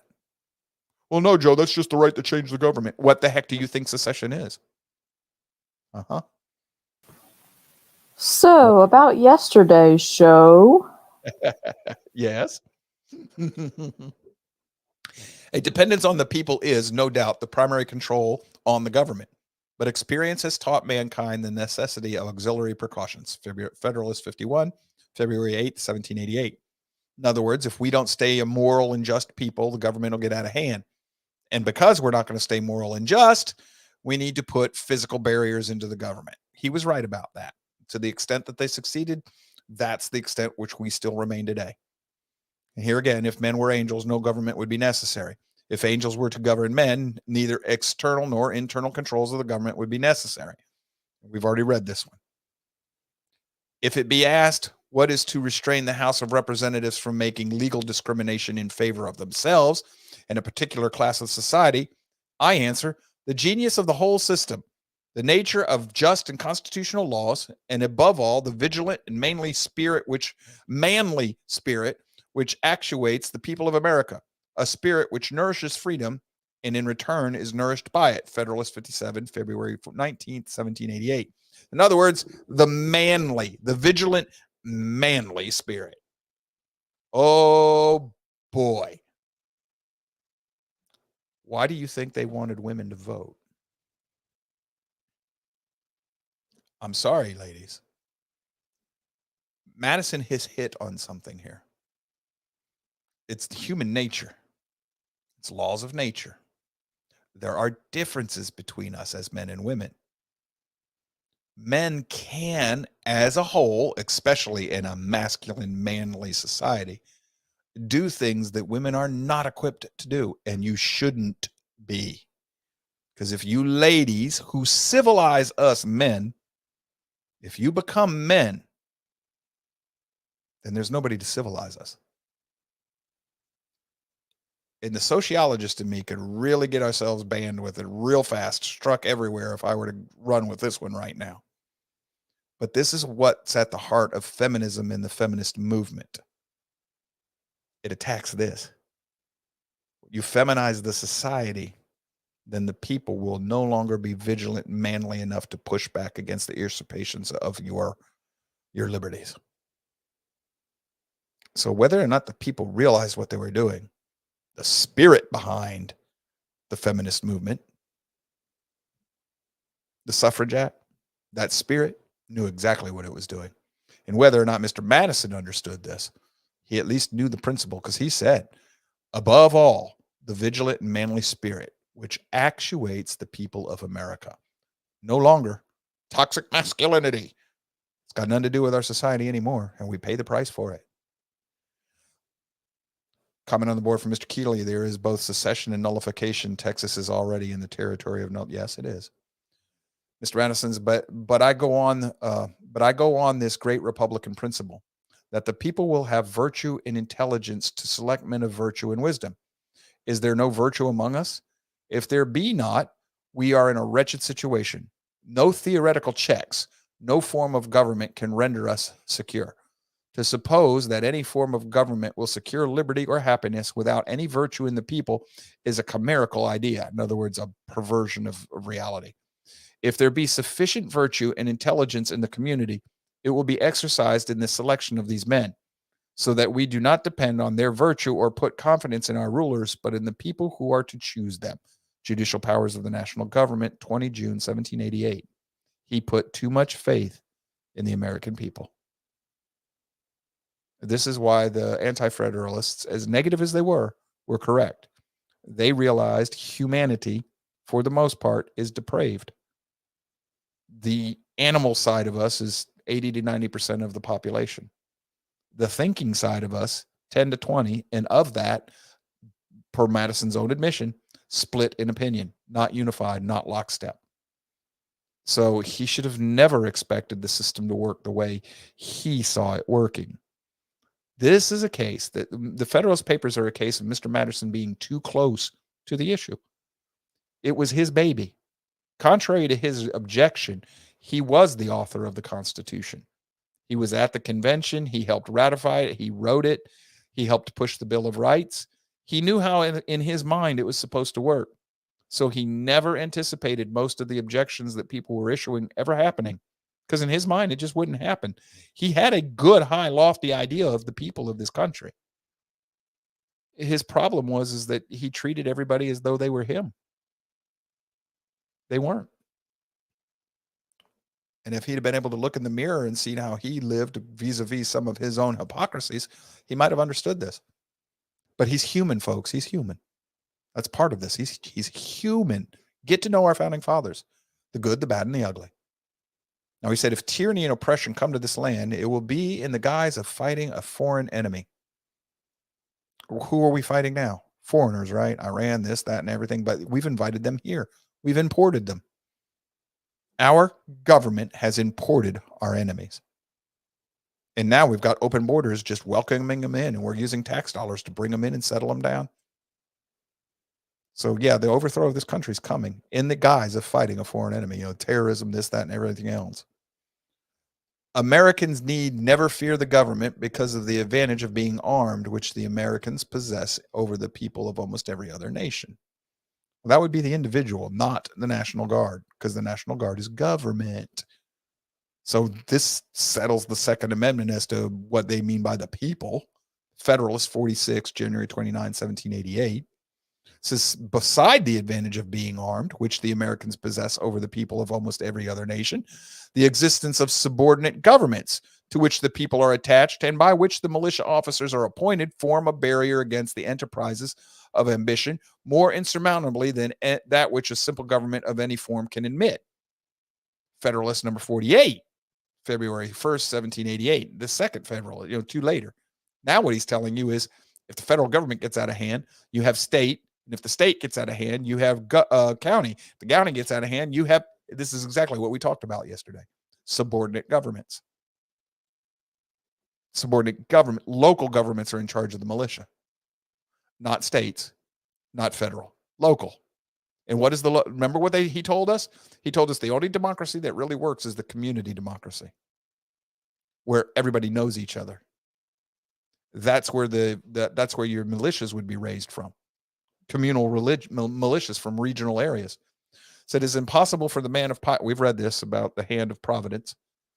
We hold it for a fundamental and undeniable truth that religion, or the duty we owe our Creator in the manner of discharging it, can be directed only by reason and conviction, not by force or violence.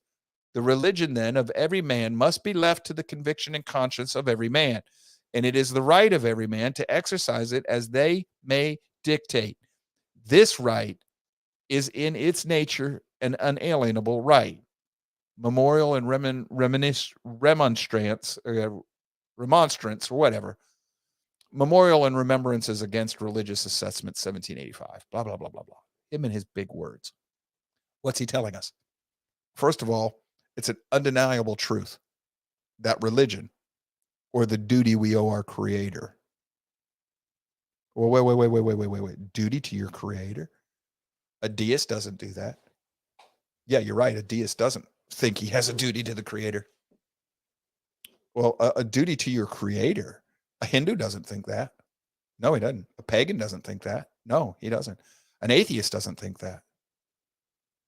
The only people who think they have a duty to the creator are people of the book, Jews, Christians, and Muslims. Madison was not a Muslim. Madison was not a Jew. So where does he get his religious thinking from? Yeah. It's logic. You figure that one out for yourself. The people of the U.S. owe their independence and their liberty to the wisdom of decrying in the minute tax. Oh, yeah. Okay, let me stop. The people of the U.S. owe their independence and their liberty to the wisdom of descrying in the minute tax of 3 pence on tea, the magnitude of the evil comprised in the precedent. Let them exert this same wisdom in watching against every evil lurking under plausible disguises and growing up from small beginnings. This is a detached memoranda, CA 31, January 1820. In other words, 3 pence tax on tea, not even 3 pennies. A pence is less than a penny in our parlance. So for 3 pence on tea, the tax on tea, 3 pence, the United States went to war. He said we should keep that same spirit on everything that seeks to usurp our rights and liberty and our independence. We've lost that spirit, folks. A popular government without popular information or the means of acquiring it is but a prologue to a farce of tragedy, which is why they want to control and censor, or perhaps both. Knowledge will forever govern ignorance, and a people who mean to be their own governors must arm themselves with the power which knowledge gives. Letter to W.T. Barry, August 4, 1822. So in other words, the press must be free. Right now, the press is not free. What becomes of the surplus of human life? Oh, boys and girls, please listen. What becomes of the surplus of human life, the excess humanity? It is either first destroyed by infanticide, as among the Chinese and Lacedaemonians, whoever they are, or second, it is stifled or starved, as among other nations whose population is commensurate to its food, or third, it is consumed by wars and endemic disease, or fourth, it overflows by immigration to places where a surplus of food is attainable. Surplus of life. Or fifth, a group of people rise up to just get rid of them, execute them in one way, shape, form, or another, maybe by vaccine. I threw that comment in there just to give you an idea of something. When I tell you that there's very little that you will not find the founding fathers discussing, I'm serious. They got into just about everything. So when you hear somebody today tell you the founding fathers never thought about that, the first thing out of your mouth should be, are you sure? Are you really sure? Well, the founding fathers never thought about you having a machine gun. They had 2 different types of machine gun that I'm aware of that you were allowed to have at the time of the founding. And one of them was an automatic grenade launcher. You just turn the handle and it was like 90 millimeter grenades. Boom, boom, boom, boom, boom, boom, boom, as fast as you turn the handle. Pluck it gun is what I think they called it. So yes, they did envision you having a machine gun. Well, they wouldn't want you to have a battleship. Yes, they had people that owned battleships called privateers. Well, you couldn't have a cannon. Yes, the Battle of Bunker Hill was fought with privately owned cannons. So, well, they never thought about this, that, or the other thing. You better pay attention. They thought about this country having over 300 million people just east of the Mississippi. What? Yes, east of the Mississippi. Franklin wrote about that.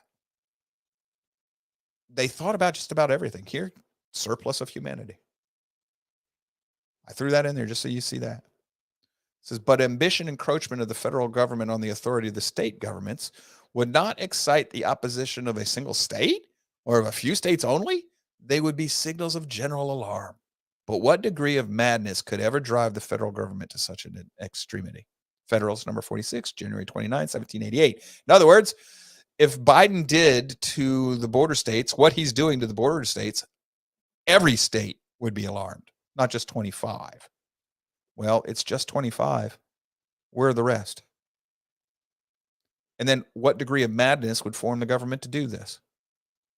Well, I don't know what it is, but Madison would say what our government doing right now is madness. He just said it. It says history records that money changers have used every form of abuse, intrigue, deceit, and violent means possible to maintain their control over governments by controlling the money and its issuance. That's what the Federal Reserve is about. And that's what this digital money that they're pushing for right now is going to be about. It's about control over government and the people. He knew that. And then here, this is on Jefferson in a letter to Samuel Harrison Smith, November 4, 1826. He's talking about Jefferson. He says, he was certainly one of the most learned men of the age. It may be said of him, as has been said of others, that he was a walking library. And what can be said of but a few such prodigies, that the genius of philosophy ever walked hand in hand with him. So he held a high regard for Mr. Jefferson. There are many, many, many other quotes we could have put in here. Just to show you. I'm not going to read them, but this is from my personal files. This is what's left that I haven't selected from. And the ones in red I was thinking about putting up here today. These are just pull quotes from different letters and different essays and different things that Mr. Madison has written. And I've read a good number of them, but not as much of Madison's writings as I have of Jefferson's. Look, man, I'm still going, folks. I'm still going. This is just my personal file. My personal file here is 98 pages of of quotes from Madison. Just quotes. The voluminous work. And this is just one of the founding fathers. We progressives, we know who they are. So mess on them. Conservatives, you point to the founding fathers all the time. And then the founding fathers would let me keep my corporation. Really? Really? You want to talk about that to Madison and Jefferson and to Franklin and a few others that said no? No, heck no. Not even. So why don't we ever bring them up? Or how about Jefferson and Franklin that said, if you get so rich that you've got a problem with paying your fair share, get the heck out of free society, civil society. Just go live with the savages. Both of them said that. Both of them were rich. And they both said, if you've got a problem paying a little bit extra. Now, what they would have not have liked is the progressive income tax. What they would have said is, well, if I levy a 10% tax and the poor man doesn't have to pay anything because he doesn't have any money, and I got to pay $1 million because I've got $100 million. If you're going to complain because you paid $100 million and he paid nothing, you paid the same percent. Shut up or get out of society. That's what they would tell you. We don't read the founding fathers. So how do we know what they believed? And when we do read them, too often we'll read one side of the debate and not the other. You cannot read the anti-federalists and understand the Constitution. You cannot read the Federalist Papers and understand the Constitution. You have to read both. You can't read Thomas Hobbes and the Leviathan and understand why the founding fathers rejected him. You can't really read John Locke and the first and second treatise on government and understand why the founding fathers accepted him. You read both of those works together, Hobbes and Locke side by side, you get it. You understand. Singularly, they both sound great. But you have to see the differences between the two side by side. We don't put in the work. And yet, we claim the name. Just like so many people claim the name of Christ without ever reading the Gospels or the rest of the Bible. That's okay. You work out your own life, your own salvation, your own happiness. It's your conscience. If you're happy with what you're at, okay, I'll side with Madison. Fine. The problem there, though, is too many of us are ignorant, and you have too much authority to trample on your fellow man now, and you think you're justified in it. And I don't necessarily mean you listening to me, but I don't necessarily excuse you either, because I know that I'm guilty of this myself. We all are. It's the state of the human condition. So we will vote for things that we shouldn't be voting for, or do things that we shouldn't be doing, because it's the want of the need now rather than the intellect of the good later. When you listen to Madison and Jefferson and some of the other founders talk about the happiness of people, the happiness of the country, the happiness of the American posterity, they're not talking about happy, happy, joy, joy. We're all partying, drinking. No, they're talking about the fact that you still have a free society to live in, that you have the protections of law, that you have your rights protected. Virtue. That's what they're talking. They're talking about virtue. And if we become a virtueless people, and we lose our liberty, and we have. And the generation that loses it never gets it back. Not anywhere in history. And we've lost it. Those of us who are alive today have seen the fall of the United States of America as it was founded. You no longer operate under the Constitution as it was drafted and ratified. It's gone. If you think it isn't, spend a little more time in the archives of this show. Don't take my word for it. Chase down some of the things I've shown you. And then ask yourself, how could that happen if we were still functioning the way the founding fathers expected us to function? And if the answer is it couldn't, then the question is, are you still functioning under that document then? Or even under the spirit that wrote that document? And the answer had better be no. And if you're not, then you're not under that document. All right. We thank each and every one of you for being here. Our hearts and prayers, and with Charlie and Gummy Bear. I won't tell you what's going on there, but keep them in your prayers, please. Also, quick programming note. If you are one of the few classmates who joins us for our Sabbath studies and all that, we will be doing them tomorrow. We still have an illness in our congregation, or a crucial figure, crucial member of our congregation still in hospital. So if you're going to watch tomorrow, you'll see more of that. You know how to find us. If that's not you, that's cool. You don't need to worry about this. But for those of you that this pertains to, we'll be things as normal tomorrow. Manic Monday coming up Monday. For now, though, we thank each and every one of you for being here. We appreciate you, especially those of you who donate to us. We are right at the cusp of being self-sufficient. Got to get a couple more of you to sign up for that $5 a month thing, just so that we got a little bit of buffer in case, the light bill's a little higher from day to day, from month to month or whatever. But we're almost there. And then once we get self-sufficient, maybe I can get a few more of you to donate just to make up in case somebody else doesn't donate that month. Or so I can afford to give Charlie a little bit of gas money. It's one thing to take it out of my pocket to come here. It's another one to ask somebody who's totally volunteering. Since he's not here, I'll speak in his defense and behalf right now. The AI, she does the show with her underwear on, sitting at home and eating Cheetos in her mom and dad's basement. I mean, she's AI. She could also be, I don't know, sitting in an opulent palace somewhere with a bunch of boys fanning her and peeling her grapes. She's AI. Who knows what goes on in the virtual world? So I'll have to check with you. I'll give you a hint. Yes? None of that. Oh, that's right. Furries. You're surrounded by furries. No, none of that either. All right. We love y'all.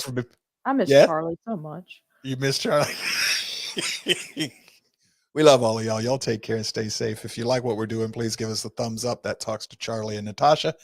Even when Charlie's not here, lets you know you appreciate them and you thank them for their efforts and their volunteer work here on the show.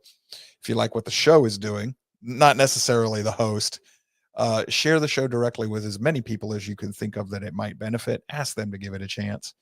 Warn them, explain to them, whatever. Tell them whatever you need to tell them about me. Just get them ready for me, but tell them it's what we do and what we're trying to teach and how we try to work. Ask them to give it a couple of days or whatever. It builds on itself, whatever. But urge them. The show's only going to grow if you help it grow. Okay. Don't count on people stumbling across us because we're being throttled. We know that as a fact. I'm not going to tell you how we know, but we do know that, like Facebook, they're throttling us. Rumble, on the other hand, is starting to like us a little more. They monetize everything now, so we're getting a little traction there. But other than that, man, we thank y'all for being here, and hopefully that we're still serving you. And if there's anything else we can do for you, please email the Road to Concord, Joe at the Road to Concord.com. We'll get back to you. Till Monday, y'all stay safe and take care. We're gonna get out of here. Oh, hold on, guys.